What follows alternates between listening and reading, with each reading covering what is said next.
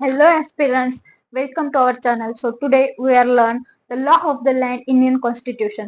तर भारताचे संविधान हे मल्टिपल कंट्रीजच्या कॉन्स्टिट्यूशन मधून इन्स्पायर्ड करून घेतलेले आहे. थोडा थोडा पार्ट हा इन्स्पायर्ड आहे आणि सगळं मिक्स करून इंडियन कॉन्स्टिट्यूशन बनवलेलं आहे. आणि इंडियन कॉन्स्टिट्यूशन हे largest written constitution in the world आहे. म्हणजे जगातील सर्वात लार्जेस्ट मोठं कॉन्स्टिट्यूशन म्हणजे इंडियन कॉन्स्टिट्यूशन आहे.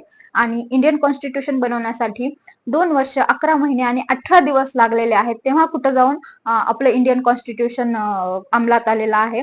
आणि 26 जानेवारी 1950 रोजी इंडियन कॉन्स्टिट्यूशन हे अंमलात आलेलं आहे.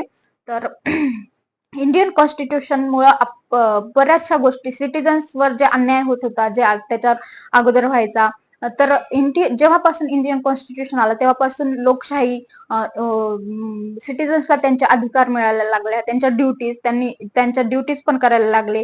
आणि तेव्हापासून कुठं अन्याय अत्याचार जे व्हायचा, जे दलितांवर अत्याचार व्हायचा, दलितांना त्यांचे अधिकार मिळाले, त्यांच्यावर जे अत्याचार व्हायचा ते अत्याचार कमी झाला.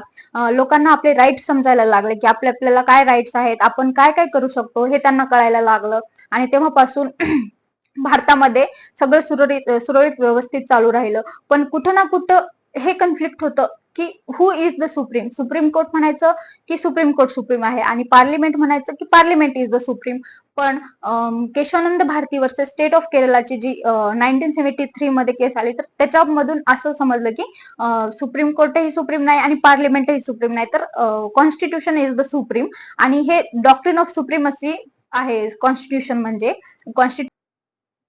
इंडियन कॉन्स्टिट्यूशन मध्ये करंटली 25 पार्ट्स आहेत, 448 आर्टिकल्स आहेत आणि 12 शेड्यूल्स आहेत. परंतु जेव्हा कॉन्स्टिट्यूशन अडॉप्ट केलं 1950 मध्ये, तेव्हा ओरिजिनली 395 आर्टिकल्स होते, 22 पार्ट्स होते आणि 8 शेड्यूल होते. परंतु आता चेंजेस झालेत, अमेंडमेंट झाली आहे त्याच्यामध्ये. आणि पार्लिमेंटला हा अधिकार आहे की पार्लिमेंट अमेंडमेंट करू शकते कॉन्स्टिट्यूशन मध्ये, परंतु पार्लिमेंट बेसिक स्ट्रक्चर बदलू शकत नाही. जे की बेसिक स्ट्रक्चरला इनकन्सिस्टंट आहे ते नाही करू शकत पार्लिमेंट. तर आज आपण इथेच थांबूया. यानंतरचे जे काही, हे इंट्रोडक्शन पार्ट होता आणि यानंतरचे जे काही आर्टिकल्स सुरू होतील ते आपण नेक्स्ट क्लासमध्ये बघूया. थँक्यू.